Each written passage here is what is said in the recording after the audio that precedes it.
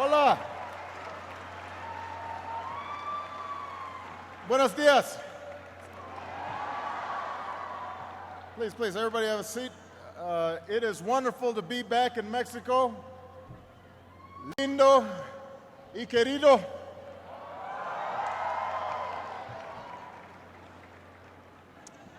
I bring with me greetings and friendship of the people of the United States, including tens of millions of proud Mexican Americans. This is my fourth visit to Mexico as president. This is my second visit to this museum. And each time that I come, I've been inspired by your culture and by the beauty of this land, and most of all by the Mexican people. You've been so kind and gracious to me. You've welcomed my wife, Michelle, here to LDF. You've welcomed our daughter Malia and her classmates to Oaxaca. And as a proud father, I have to say that Malia's Spanish is getting very good. It helps that she's smarter than I am. And it's an honor to be back in Mexico City, one of the world's great cities. Es un placer estar entre amigos.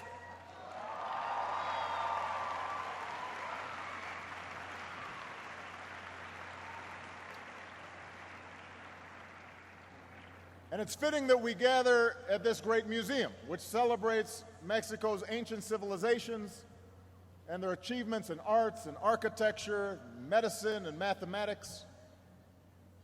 In modern times, Mexico's blend of cultures and traditions found its expression in the murals of Rivera and the paintings of Frida and the poetry of Sor Juana and the essays of Octavio Paz. And Paz once spoke words that capture the spirit of our gathering here today.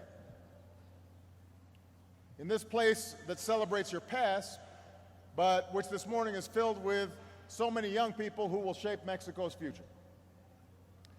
Octavio Paz said, modernity is not outside us, it is within us. It is today and the most ancient antiquity. It is tomorrow and the beginning of the world. It is 1,000 years old and yet newborn. And that's why I wanted this opportunity to speak with all of you today, because you live at the intersection of history that Octavio Paz was referring to. The young people of Mexico, you honor your heritage, thousands of years old, but you're also something new, a nation that's in the process of remaking itself. And as our modern world changes around us, it's the spirit of young people, your optimism and your idealism and your willingness to discard old habits that are no longer working that will drive the world forward. You see the difference between the world as it is and the world as it could be, between old attitudes that stifle progress and the new thinking that allows us to connect and collaborate across cultures. And by the way, that includes how we think about the relationship between Mexico and the United States. Despite all the bonds and the values that we share, despite all the people who claim heritage on both sides, our attitudes sometimes are trapped in old stereotypes. Some Americans only see the Mexico that is depicted in sensational headlines of violence and border crossings. And let's admit it, some Mexicans think that America disrespects Mexico or thinks that America's trying to impose itself on Mexican sovereignty or just wants to wall ourselves off. And in both countries, such distortions create misunderstandings that make it harder for us to move forward together. So I've come to Mexico because I think it's time for us to put the old mindsets aside. It's time to recognize new realities, including the impressive progress of today's Mexico.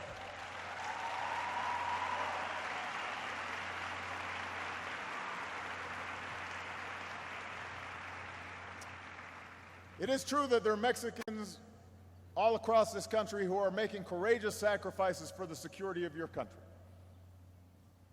That in the countryside and in neighborhoods not far from here, there are those who are still struggling to give their children a better life. But what's also clear is that a new Mexico is emerging. I see it in the deepening of Mexico's democracy. Citizens who are standing up and saying that violence and impunity is not acceptable. A courageous press that's working to hold leaders accountable. A robust society, including brave defenders of human rights who demand dignity and rule of law. You have political parties that are competing vigorously but also transferring power peacefully and forging compromise. And that's all a sign of the extraordinary progress that's taken place here in Mexico. And even though we know that the work of perfecting democracy is never finished, that's true in America, that's true here in Mexico. You go forward knowing the truth that Benito Juarez once spoke. Democracy is the destiny of humanity, and we are seeing that here in Mexico. We're seeing that here in Mexico.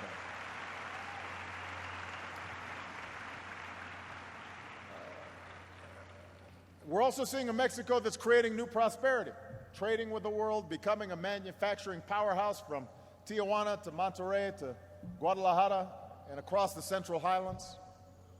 A global leader in automobiles and appliances and electronics, but also a center of high-tech innovation, producing the software and the hardware of our digital age. One man in Querétaro spoke for an increasing number of Mexicans. There's no reason to go abroad in search of a better life. There are good opportunities here. That's what he said, and you are an example of that. And in fact, I see a Mexico that's lifted millions of people from poverty. Because of the sacrifices of generations, a majority of Mexicans now call themselves middle class, with a quality of life that your parents and grandparents could only dream of. This includes, by the way, opportunities for women who are proving that when you give women a chance, they will shape our destiny just as well as men, if not better.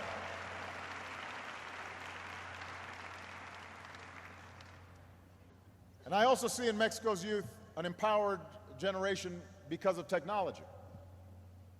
I think I see some of you tweeting right now. What's happening?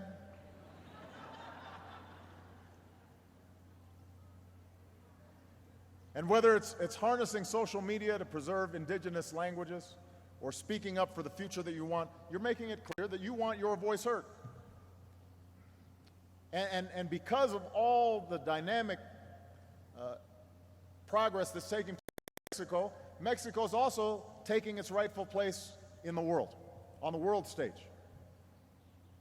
Mexico is standing up for democracy, not just here in Mexico, but throughout the hemisphere. Mexico's sharing expertise with neighbors across the Americas. When they face earthquakes or threats to their citizens or go to the polls to cast their votes, Mexico is there, helping its neighbors. Mexico's joined the ranks of the world's largest economies. It became the first Latin American nation to host the G20.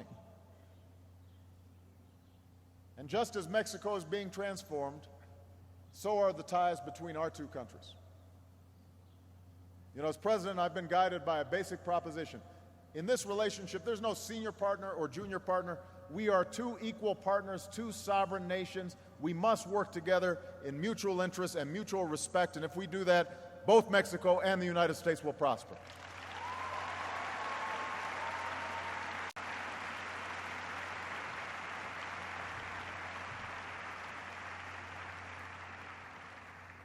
And just as I worked with President Calderón, I've reaffirmed with President Peña Nieto that the great partnership between our two countries will not simply continue. It's going to go stronger and become broader.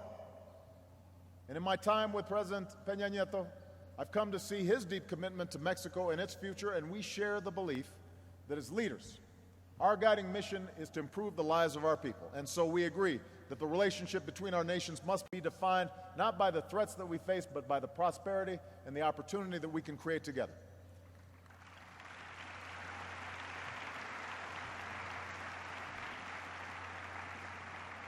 Now, as equal partners, both our nations must recognize our mutual responsibilities. So here in Mexico, you've embarked on an ambitious reform agenda to make your economy more competitive and your institutions more accountable to you, the Mexican people. And as you pursue these reforms, I want you to know that you have strong support in the United States. Because I believe, that people all around the world deserve the best from their government. And whether you're looking for basic services or trying to start a new business, we share your belief that you should get through your day without paying a bribe. And when talented Mexicans like you imagine your future, you should have every opportunity to succeed right here in the country you love.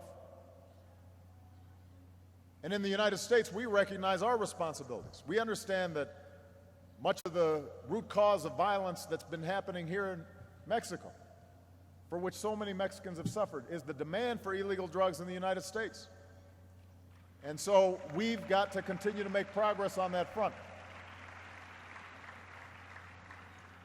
I've been asked, and I honestly do not believe that legalizing drugs is the answer, but I do believe that a comprehensive approach, not just law enforcement, but education and prevention and treatment, that's what we have to do. And we're going to have to stay at it because the lives of our children and the future of our nations depend on it. And we also recognize that most of the guns used to commit violence here in Mexico come from the United States.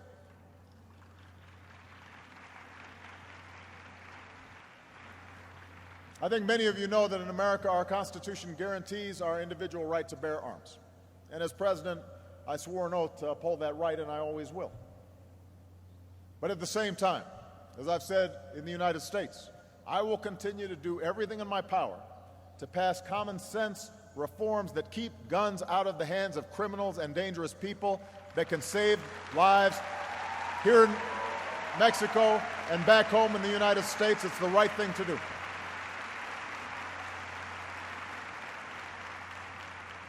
So we'll keep increasing the pressure on gun traffickers who bring illegal guns into Mexico.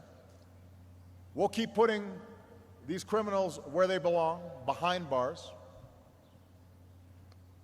And so we recognize we've got work to do on security issues, but we also recognize our responsibility as a nation that believes that all people are created equal. We believe it's our responsibility to make sure that we treat one another with dignity and respect. And this includes recognizing how the United States has been strengthened by the extraordinary contributions of immigrants from Mexico and by Americans of Mexican heritage.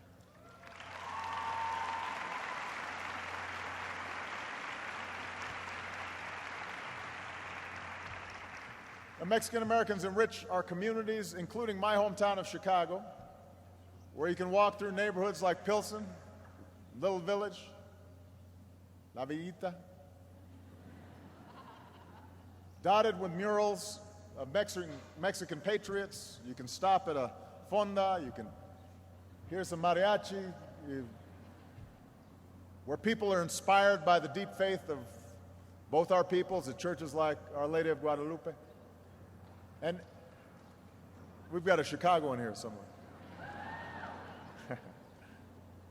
And we're so grateful to Mexican Americans in every segment of our society for teaching our children and running our companies and serving with honor in our military and making breakthroughs in science and standing up for social justice. Dr. Martin Luther King Jr. told Cesar Chavez once, "We are brothers in the fight for equality." And in fact, without the strong support of Latinos, including so many Mexican Americans, I would not be standing here today as President of the United States. That's the truth.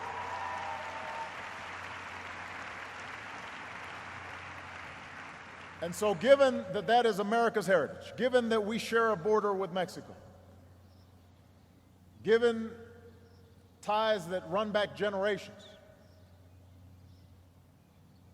it is critical that the United States recognize the need to reform our immigration system. Because we are a nation of laws, but we're also a nation of immigrants. Like every nation, we have a responsibility to ensure that our laws are upheld. But we also know that as a nation of immigrants, the immigration system we have in the United States right now doesn't reflect our values. It separates families when we should be reuniting them.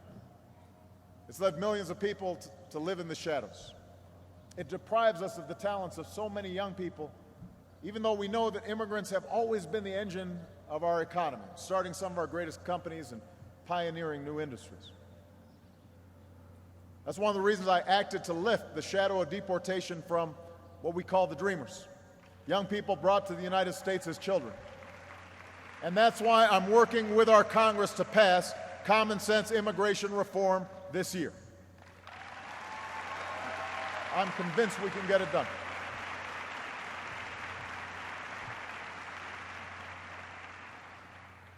Reform that continues to strengthen border security and strengthen legal immigration, so citizens don't have to wait years to bring their families to the United States.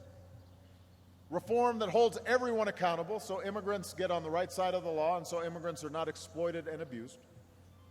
And most of all, reform that gives millions of undocumented individuals a pathway to earn their citizenship. And I am optimistic that after years of trying, we are going to get it done this year. I'm absolutely convinced of it.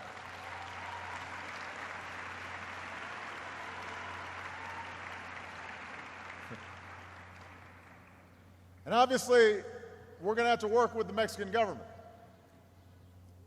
to make sure that we've got a well-regulated border.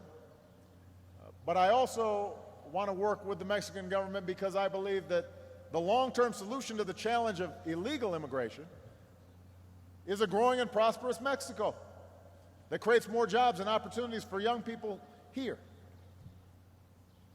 I agree with the Mexican student who said, I feel like we can reach the same level as anyone in the world. That is absolutely true. And so I firmly believe, juntos podemos lograr más. Together we can achieve more.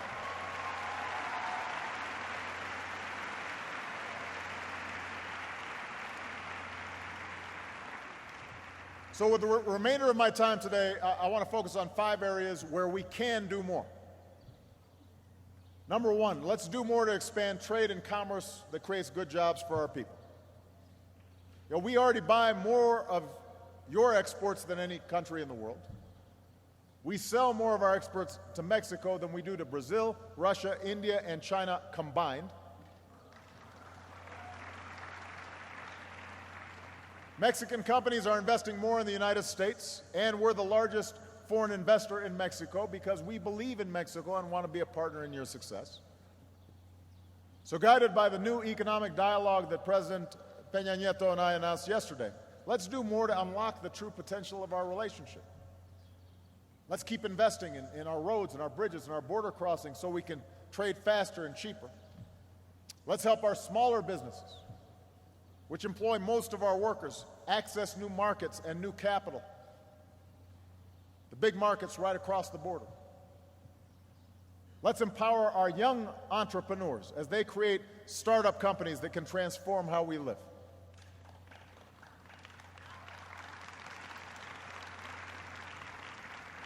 And let's realize the Trans-Pacific Partnership this year so our 2 nations can compete and win in the fast-growing markets of the Asia-Pacific. If the United States and Mexico are working together, we can sell a whole lot of things on the other side of the Pacific Ocean, where the fastest-growing economies are taking off right now. So that's number 1. Number 2, let's not just sell more things to each other, let's build more things together. So with many of our companies operating in both countries, parts are now being shipped back and forth across the border as they're assembled.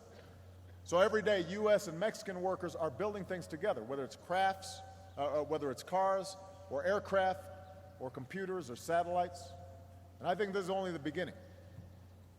Given the skills of our workers, it makes even more sense for companies around the world to set up shop in the United States and set up shop in Mexico, and as Mexico reforms, we're going to be able to do more business together and sell more goods around the world. And the more that our companies collaborate, the more competitive they'll be. And the entire hemisphere will benefit because of those links and chains that have been created between our 2 countries. Number three, as we secure our economic future, let's secure our energy future, including the clean energy that we need to combat climate change. Our nations are blessed with boundless natural beauty, from our coastlines and farmlands to your tropical forests. But climate change is happening. The science is undeniable. And so is the fact that our economies must become greener. So in the United States, we've made historic commitments to clean and renewable energy, like solar and wind power. And we've made a commitment to reduce the emission of harmful carbon pollution. And here in Mexico, you're a leader in cutting carbon emissions and helping developed countries do the same. So together, let's keep building new energy partnerships by harnessing all these new sources. And, by the way, creating the good jobs that come with these new technologies. And let's keep investing in green buildings and technologies that make our entire economy more efficient, but also make our planet cleaner and safer for future generations. Number four, and this part of staying competitive, let's do more together in education so our young people have the knowledge and skills to succeed.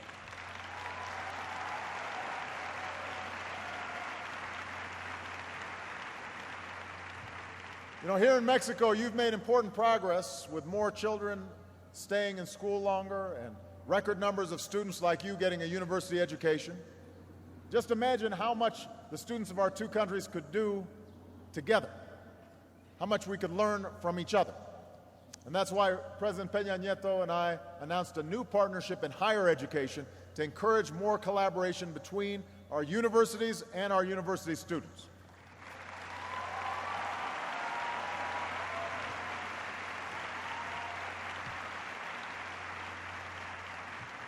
So we're going to focus on science and technology, on engineering and mathematics.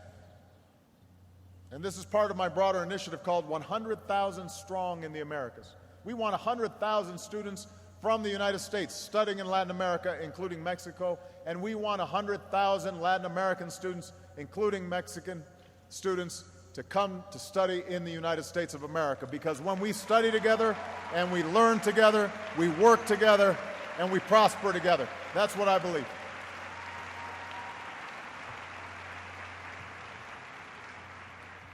And finally, to help spark prosperity in both our countries, let's truly invest in innovation and research and development together.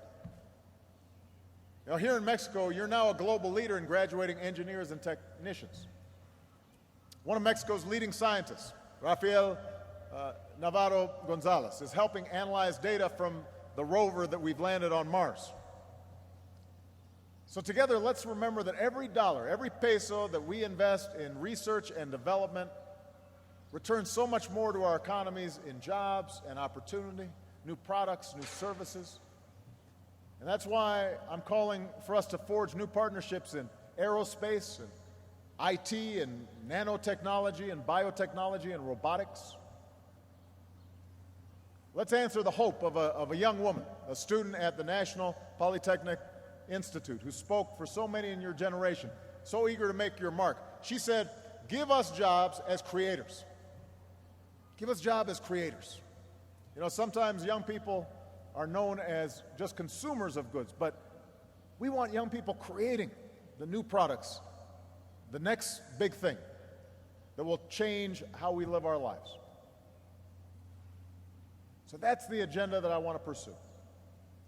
And I understand that there are those, both here in Mexico and elsewhere in Latin America, but also back home in the United States, who are skeptical of progress, who maybe doubt the capacity for us to make the most of this moment. There are always cynics who say, oh, this is too hard, the headwinds you face are too stiff. They say Mexico's been here before, we look like we're making progress, we're looking at a bright horizon on the verge of great possibility, but then we get blown off course. And it's true that nothing is inevitable. Progress and success is never guaranteed. The future that you dream of, the Mexico you imagine, it must be built, it must be earned. Nobody else can do it for you. Only you can earn it. You are the future. As Nervo wrote in La Raza de Bronce, tú eres el sueño, you are the dream.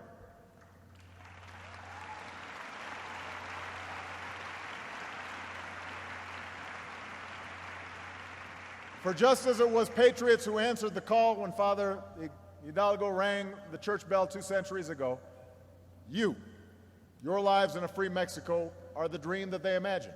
And now it falls to you to keep alive those virtues for which so many generations of Mexicans struggle.